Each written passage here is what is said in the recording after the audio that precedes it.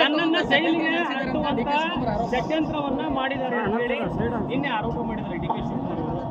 ರಾಜ್ಯದ ಮುಖ್ಯಮಂತ್ರಿಗಳು D K Shivakumar ಅವರನ್ನ ರಾಜ್ಯದ ಜನ ಏನಂತ ಕರೀತಾ ಇದ್ದಾರೆ ಅಂತ ಹೇಳಿದ್ರೆ ಡೈಲಾಗ್ ಕಿಂಗ್ ಶಿವಕುಮಾರ್ ಅಂತ ಹೇಳಿ ಕರೀತಾ ಇದ್ದಾರೆ. ಈ ರೀತಿ ಡೈಲಾಗ್ಗಳನ್ನ ಹೊಡೆದನ್ನ ಬಿಟ್ಟು ರೈತರ ಏನು ಅಹವಾಲಿದೆಲ್ಲ ಸ್ವೀಕಾರ ಮಾಡಿ ರೈತರ ಅಪೇಕ್ಷೆ ತಕ್ಕಂತೆ ಸ್ಪಂದನೆ ಮಾಡುವಂತ ಕರ್ತವ್ಯ ಮಾನ್ಯ ಮುಖ್ಯಮಂತ್ರಿಗಳ ಮೇಲಿದೆ.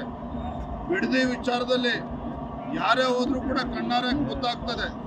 ಅಂತ ಫಲವತ್ತಾಗಿರ್ತಕ್ಕಂಥ ಜಮೀನು, ಕೃಷಿ ಚಟುವಟಿಕೆಗಳಿಗೆ ಯೋಗ್ಯವಾಗಿರ್ತಕ್ಕಂಥ ಜಮೀನನ್ನ ಕಿತ್ಕೊಳ್ಳೋಕೆ ಕೊಟ್ಟಿದ್ದಾರಲ್ಲ ಮಾನ್ಯ ಮುಖ್ಯಮಂತ್ರಿಗಳೇ, ಆ ಭಗವಂತ ನಿಮ್ಮನ್ನ ಕ್ಷಮಿಸೋದಕ್ಕೆ ಸಾಧ್ಯ ಇಲ್ಲ.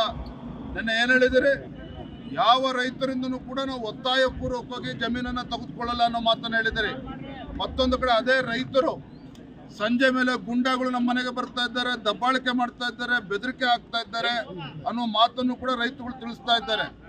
ಹಾಗಾಗಿ ಈ ಧೋರಣೆಯನ್ನ ಬದಿಗಿಟ್ಟು ನೀವು ರಾಜ್ಯದ ಮುಖ್ಯಮಂತ್ರಿಗಳು ರೈತರ ರಕ್ಷಣೆಗೆ ಬರಬೇಕಾಗಿರ್ತಕ್ಕಂಥದ್ದು ನಿಮ್ಮ ಕರ್ತವ್ಯ ಇದೆ. ಇಲ್ಲ ಅಂತ ಹೇಳಿದ್ರೆ ಇವತ್ತೇನು ರೈತರು ಮನೆ ಅಧಿಕಾರಿಗಳಿಗೆ ಪರ್ಕೆ ಹಿಡಿದು ಇವತ್ತು ಓಡಿಸಿರ್ತಕ್ಕಂಥ ಘಟನೆ ಆಗಿದೆ. ಬರೋದ ದಿನಗಳಲ್ಲಿ ಮುಖ್ಯಮಂತ್ರಿ ಮನೆ ಮುಂದೆ ಪರ್ಕೆ ಹಿಡ್ಕೊಂಡು ಬರ್ತಕ್ಕಂಥ ಪರಿಸ್ಥಿತಿ ನಿರ್ಮಾಣ ಆಗ್ತದೆ. ಅದಕ್ಕೆ ಹೋಗಬಾರ್ದು ಅಂತ ಹೇಳಿದ್ರೆ ನಿಮ್ಮ 3 ಜನ ಏನು ಸಮಿತಿಯನ್ನು ಮಾಡಿ ಕೂತಿದ್ದೀರಿ, ಈ ನಾಟಕವನ್ನು ಬದಿಗಿಟ್ಟು ಆ ಬಿಡದಿ ಟೌನ್ಶಿಪ್ ಅನ್ನ ಕೈ ಬಿಡ್ತಕ್ಕಂಥ ಕೆಲಸ ಮಾಡಿದ್ರೆ ನಿಮಗೂ ಕೂಡ ಶ್ರೇಯಸ್ಸಿದೆ ಅದರಲ್ಲಿ ಅನ್ನೋ ಮಾತನ್ನೇ ಸಂದರ್ಭದಲ್ಲಿ ಕುಮಾರಸ್ವಾಮಿ ಮತ್ತು ಯಡಿಯೂರಪ್ಪ ಹಾಕಿಕೊಟ್ಟಂತ ಮಾರ್ಗದರ್ಶನದಲ್ಲಿ ಹೋಗ್ತಾ ಇದ್ದೇನೆ, ಅವ್ರು ಕನಸದು ಅಂತ ಹೇಳ್ತಾರೆ. ರೈತರು ಬೀದಿಗೆ ಇಳಿದಿರುವಂಥದ್ದು ಕಳೆದ 300, 400, 500 ದಿನಗಳಿಂದ ಪ್ರತಿಭಟನೆ ಮಾಡ್ತಾ ಇದ್ದಾರೆ.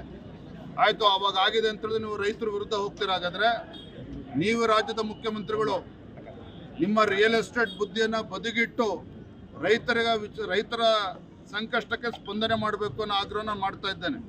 Thank you.